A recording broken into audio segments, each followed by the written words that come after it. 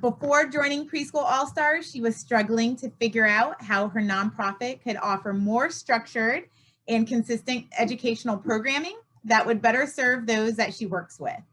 After joining Preschool All-Stars, she started her preschool in the spring, followed by her 12K program in the fall. Now, in addition to having 10 students across all her classes, she has a complete plan on how she's going to build out the educational programs for her nonprofit. Tonight, she's going to speak about virtual K through 12, how to teach all ages online without knowing all the curriculum. And we are going to welcome our very own Beth. Everybody, welcome Beth. And I have a virtual K-12 program. I only accept students who are homeschooled in their own states where they live. And the reason for this is that there's some very specific laws regarding homeschooling and whether or not you can teach with or without certification, and it just varies from state to state. The easiest way to do it is just have all of your students homeschooled by their parents, and you offer an enrichment program. So basically the parents are just coming to us to offer, classes in the core curriculum and enrichment, whatever the parents want us to provide. Now, my program is very specific where I provide all core curriculum and the enrichment activities. And then of course, they're free to also add in other things like music from somewhere else, right? So what I've done is I have a number of years teaching, tutoring students with special needs. So I got my start working with students who are deaf, blind, autistic, mostly deaf, because I got my start in a nonprofit that predominantly serves deaf students and clients. And so we started looking into different ways to teach them the curriculum, because what would happen is we'd have students in the school districts that weren't receiving the proper services. And the parents were like super worried. I'm like, okay, we'll bring them to us, we'll fill in the gaps while we also advocate for them to receive the proper services in the school district. And so we ended up providing a gap service to the parents. And so I gotta stop reading the comments.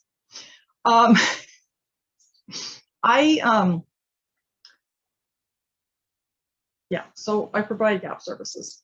And so what ended up happening is before I knew it, I was teaching all these students with special needs. Well, the parents were seeing how well I was doing with the special needs students, and they're like, hey, can you maybe work with my, non-disabled child as well and see what you can do, because they're having some trouble with the school district too. There's just something going on there. I'm like, sure, okay, I'll take a look. And so pretty soon I was working with typically developing children as well. Although, as I would eventually find out, a lot of them had undiagnosed conditions, and I'd be like to the parents, maybe you should take them to the pediatrician and mention this, right? Because I can't diagnose them, but I can tell the parents what to mention, right? Or I can say, you know what, maybe you should ask the school district to look into this. And so I was kind of leading them that way with their typical child. And we're finding out that I was right on the dot, like all of the time. And so from taking all the curriculum and developing it, I would have to, at a moment's notice, pick up curriculum, read it, and then deliver it at a moment's notice, like that, right? And not only deliver it, but deliver it at a scaffolding level where that student could actually successfully use it. And so I got really good at reading curriculum, doing all this stuff. And what I noticed pretty quick is that most of the curriculum that's out there is full of time fluff, time wasting stuff for the kiddos to do. It doesn't really meet a lot of the kids' needs. And so we had to massively adapt it. And so what I ended up doing is I ended up looking for other things. So I was, I read curriculum for breakfast, basically, right? I'm just like flipping through all these homeschool curriculums, district curriculums, everything I can get my hands on. And then I was going over to software. Guys, you may not know this about me, but I actually beta tested Khan Academy's Kid app by playing it for like, I think for a month. Like my entire day was like Khan Academy Kids app because I was beta testing it.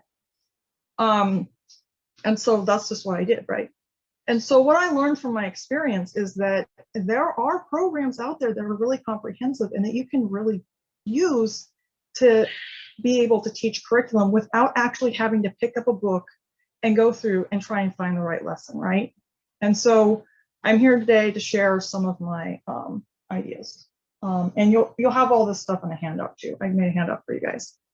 So the first thing you need to know about teaching virtual kids is invest in your curriculum. I use a Chromebook computer. I'm actually coming to you right now from my Kindle Fire tablet because I don't know, my internet's kind of weird and my Fire tablet seems to do better on Zoom. I teach on Google Meet. You're gonna want high-speed internet access. You're gonna want 2 or more ways to get your internet access. In case one goes down, you always have a backup. You might want to consider a document camera because document cameras are really great. You can just put down a piece of paper and you can write on it. You can show the kids exactly what you're talking about. And so those have been really useful. I use them mostly in my preschool actually, because I found that it's easy to just put the coins down and write the values and use the abacus and all that, right? It's really good.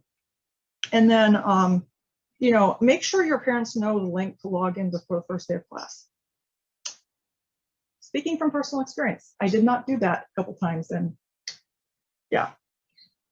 Also, make sure when you're setting up your classes, keep them under an hour. I find that 45 minutes is about as much as most of the kiddos can take. The only exception is my elementary school kids. I let them self-regulate, so they're taking breaks throughout the time that we're together. So we go for 90 minutes, but you should definitely try and keep stuff to about 45 minutes.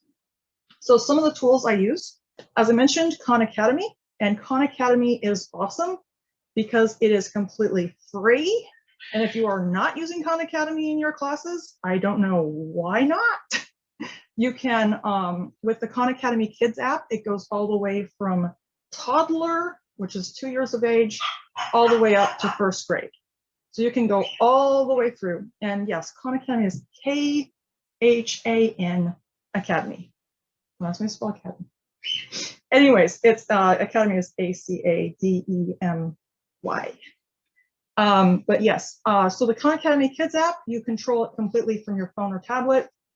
As long as you have one of these, you can make your class, and you can completely control it from your phone. You can assign them lessons from there, and they can go through and they can use it.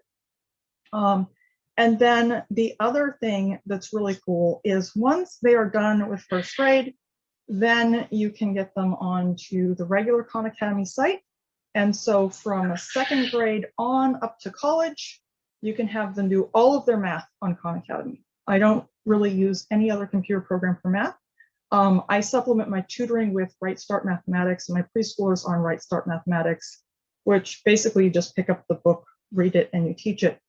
But for math, for my K-12 program, that's all done through Khan Academy. And then when they have issues, that's when I might get out a game from Right Start Math or teach a concept or something like that, but only when they're having issues. And most kiddos, they don't have issues on Khan Academy because they can get that practice in. The other program that I use quite heavily, and that's for my core curriculum, we're talking language arts, vocabulary, spelling, science, social studies, all of that, I use MobyMax. And that is a complete curriculum from kindergarten to 8th grade. And you can get it for 15 bucks a month.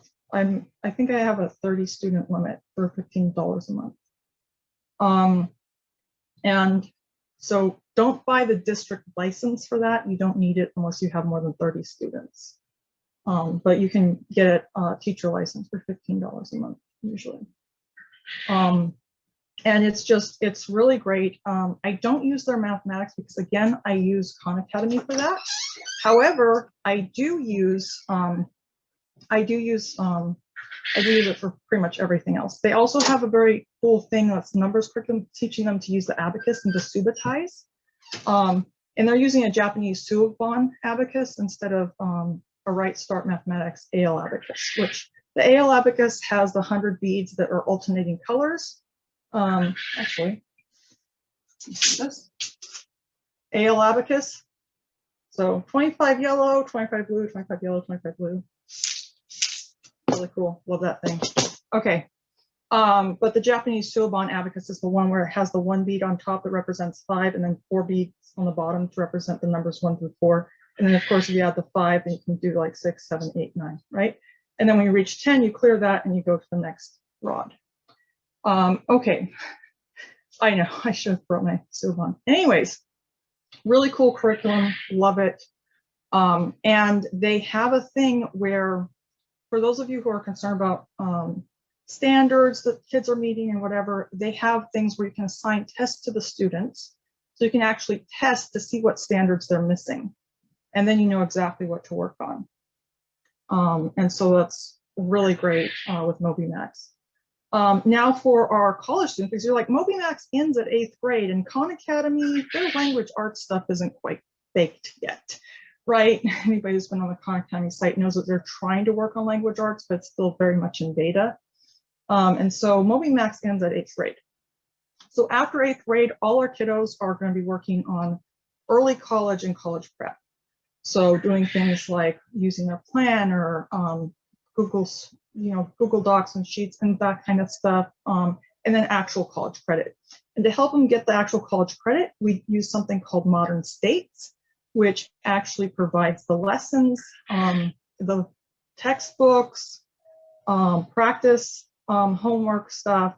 And if they pass that with 70 or above, they get to get a voucher to go take their CLEPIT test for free. All they have to do is pay the test center fee, and that fee is actually reimbursable. If they keep their receipt, they can take a picture of that and the picture of them passing their CLEP exam, and they can email that in, and they'll send them a check to reimburse the site fee as well.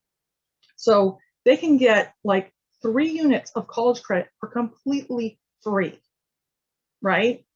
And so, it does depend on what school they're transferring to. There are a few like really high colleges that don't take CLEP exams. However, if they're getting their bachelor's degree, they can get that from pretty much anywhere. And so they can choose a college that'll take CLEP credits. They can potentially, go through the first year or 2 years of college just with CLEP exams. Yeah. And there's other ways to get college credits too. I know a whole bunch of them, but Modern States seems to be one of the favorite methods right now. And so it's really good. And I have all the links and everything for this too.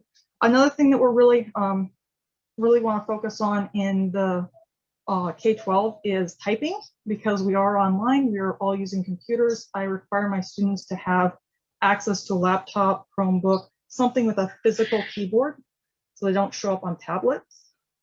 And so they can learn to touch type. And so I use Typing Club for that. Some of you may know it as Ed Club or ED Club. And so it's really good. It has complete accessibility settings for those kiddos that may have a little bit of sensory issues.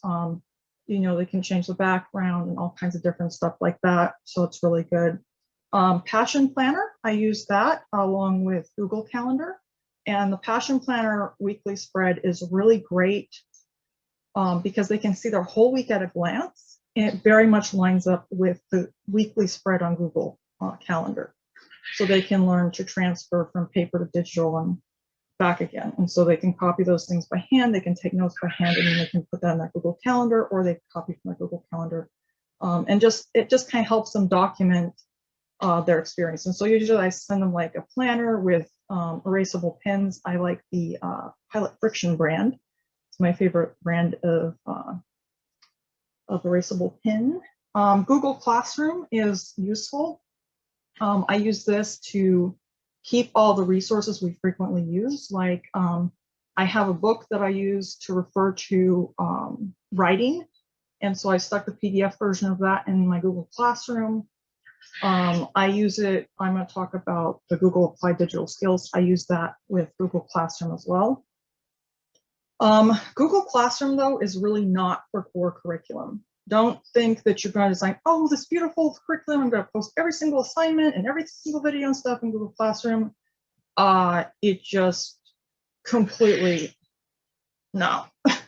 Google Classroom is for, just resources you're going to frequently have the kids, and you don't want to have them have a bunch of bookmarks, and you do want to assign them like those special enrichment projects, like, hey, we're going to make like a diorama of a dinosaur online, right, using 3D graphing software or something, and then they can turn it in onto Google Classroom, that kind of stuff. It's not going to be your everyday, oh, we're going to do 10 worksheets and then you're going to turn those in. No, try have the software cover that, because the software is instant self-correcting stuff. So if they get the problem wrong, it instantly tells them they got the problem wrong, and then they can see how to do the problem and self-correct, and then go to the next one and get more practice with it. I don't like to have kids doing a lot of worksheets. Worksheets are more for like, they're for like writing practice, or for, special projects, like maybe you're making a lap book, right? You're making this physical object. Give them a bunch of sheets that they can fill out and cut out and make that project. That's kind of what I use worksheets for. So I let all the other like daily like practice and stuff be done by my software. Now the other thing is Preschool System Hub. I use that for my websites, of course, and for my business automation, but I can also use it for letting my parents know, hey, this is, how we access these things. This is the link to the class. This is, how you get into the Google Classroom. This is like the things I want your kids to have. This is how you're going to set them up. And then I can also have any bonus content of like, if I have other classes or something that are, videos that the kids can watch. For PE, we use Active Kids 2.0, and that is in my hub that the parents will have access to. So then, of course, one of my favorite things for integrating your special projects, because again, we're teaching enrichment, right? Well, I am, and I highly encourage you to focus on enrichment when you have your live classes, because you can do teamwork stuff and all that kind of things. We use Google Applied Digital Skills. And so with that, it's super easy to just get into your classroom, and use the Google software, which is free, of course, and the training that they provide for Google Applied Digital Skills is free as well. And you can just, you can use that, and it's just really great training so that you learn how to use all of their, different productivity suite tools, and it's just really been awesome. They can do a lot like that. So yeah. If you loved today's episode, then you are going to love this. I want to give you a free gift in your hands. This is a copy of my book, Start Your Preschool, and I want to get it to you for free. Yes, I said for free. It is a 300-page book. It'll help you learn the step-by-step process to actually starting your local or your online preschool. Every single step that I walked myself through, as well as the thousands of women who've created their own successful preschools, have gone through the exact steps listed in this book. Not to mention, I also share 20 amazing women's stories, so you can see how not only did it work for me, but it works for amazing women just like you as well. I want to get you this free copy. Just go to freepreschoolbook.com or click the link in the description and we'll get it to you today. Again, just go to freepreschoolbook.com and we'll get it right to you.